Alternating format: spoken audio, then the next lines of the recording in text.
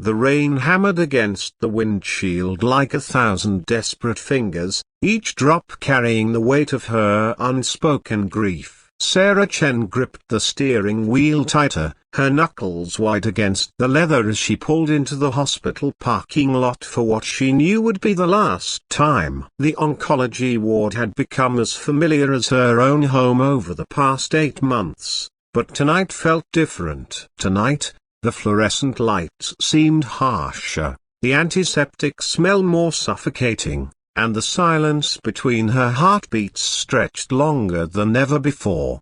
She wasn't supposed to be here alone. David should have been beside her, holding her hand, whispering those silly jokes that made her laugh even in the darkest moments. But David was 3,000 miles away in Seattle, closing the biggest deal of his career, oblivious to the phone calls she couldn't bring herself to make. How do you tell someone that their world is about to shatter? How do you find words for the unfindable? The elevator's mechanical hum filled the space around her as she ascended to the 7th floor, each floor marking another step toward goodbye. Room 724 had become her second address, and as she pushed open the door, she found her mother awake, staring out the window at the city lights that twinkled like earthbound stars.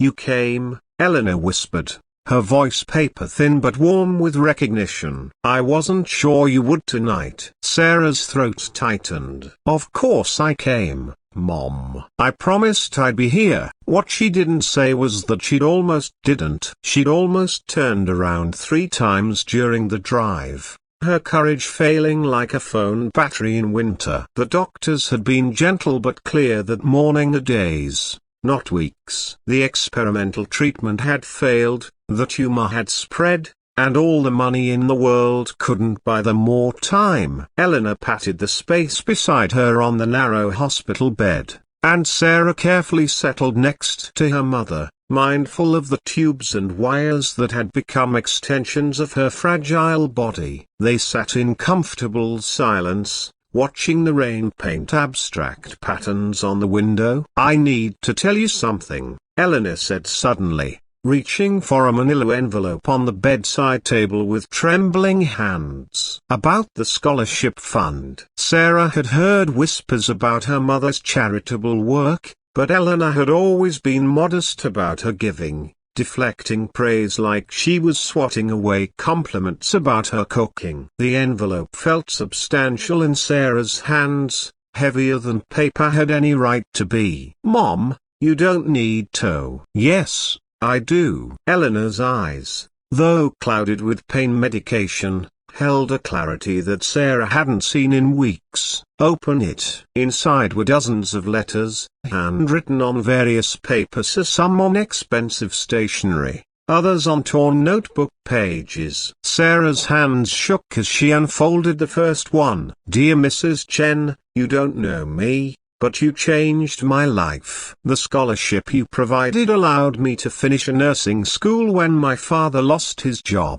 I graduated last month and just started working in the pediatric ICU. Every child I help is helped because you believed in me. Thank you for seeing something in me that I couldn't see in myself." With endless gratitude, Maria Santos. Sarah's vision blurred as she reached for another letter. "Mrs. Chen, I don't have fancy words, but I got them grades you wanted. I'm the first person in my family to graduate college, and now I'm in law school. My grandma says you're an angel, but I think angels probably don't argue with financial aid officers like you did for me. I'm going to help people like you helped me. Your friend always, Jerome Washington." Letter after letter revealed the same pattern: our lives transformed, dreams realized, futures unlocked by her mother's quiet generosity. A teacher who'd started a literacy program, a doctor working in underserved communities, an engineer designing clean water systems, a social worker reuniting families, dozens of people whose stories intersected with Eleanor's kindness and then rippled outward,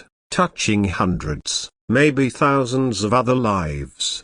"Mom," Sarah whispered, overwhelmed by the magnitude of what she was discovering. "How many students did you help?" Eleanor's smile was weak but radiant. 47 over the years. Started with just a girl from the neighborhood who reminded me of myself at that age. Smart as a whip but no money for books. She paused, catching her breath. "Your father thought I was crazy, spending our savings on strangers." But they weren't strangers for long. Sarah continued reading, each letter adding another layer to her understanding of her mother's secret life as a guardian angel. Teachers, nurses, social workers, engineers, artists, a constellation of careers made possible by Eleanor's belief in human potential.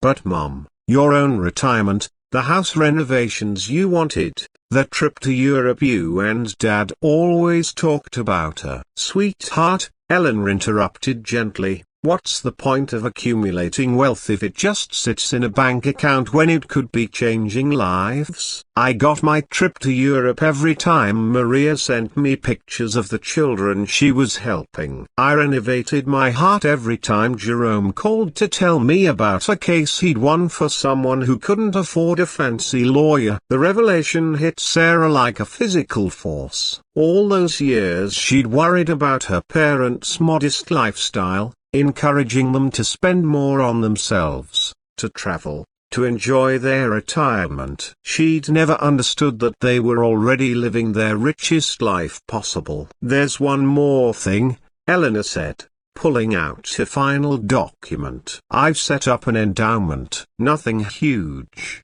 but enough to keep helping one student each year. I want you to choose them. I want you to title Hira or Hema the Eleanor Chen Scholar. Not because my name matters, but because names matter. Because being seen matters. Because someone taking the time to say I believe in you can change everything." Sarah's composure finally cracked, tears flowing freely as the full weight of her inheritance settled upon her. Not money or property, but a legacy of intentional kindness, a blueprint for how to live a life that mattered. "I don't know if I can do it like you did, Mom. I don't have your eye for seeing potential in people." Eleanor's hand found Sarah's, surprisingly strong despite everything. "You don't need my eyes, honey. You need your heart. The student will find you, just like they found me. And when they do, you'll know. Trust me, you'll know." 3 days later, Eleanor Chen passed away peacefully in her sleep. The funeral was standing room only, filled not just with family and longtime friends, but with dozens of young professionals who'd driven from neighboring states to pay their respects. They shared stories of Eleanor's impact, each tale adding another facet to the portrait of a woman who'd chosen to measure her wealth not in dollars, but in dreams fulfilled.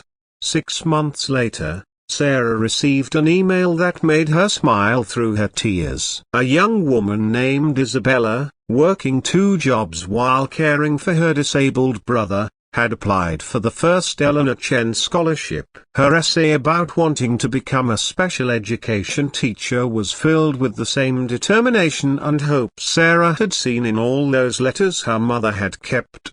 As Sarah typed her response, "Congratulations, Isabella. My mother would have loved you," as she understood finally what Eleanor had been trying to teach her. Legacy isn't what you leave behind, it's what you give forward. And sometimes the most profound way to title someone isn't with grand gestures or public recognition, but simply by believing in them when they can't yet believe in themselves.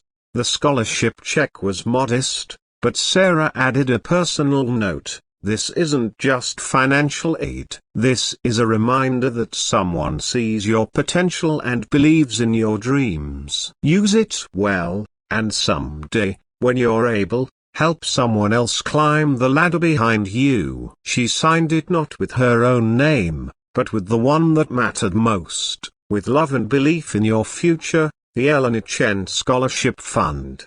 Outside her office window, rain was beginning to fall again, but this time each drop felt like a blessing rather than a burden. Sarah smiled, understanding at last that her mother's greatest gift wasn't the money she'd given away, but the lesson she'd lived, that a life spent lifting others is a life that never truly ends.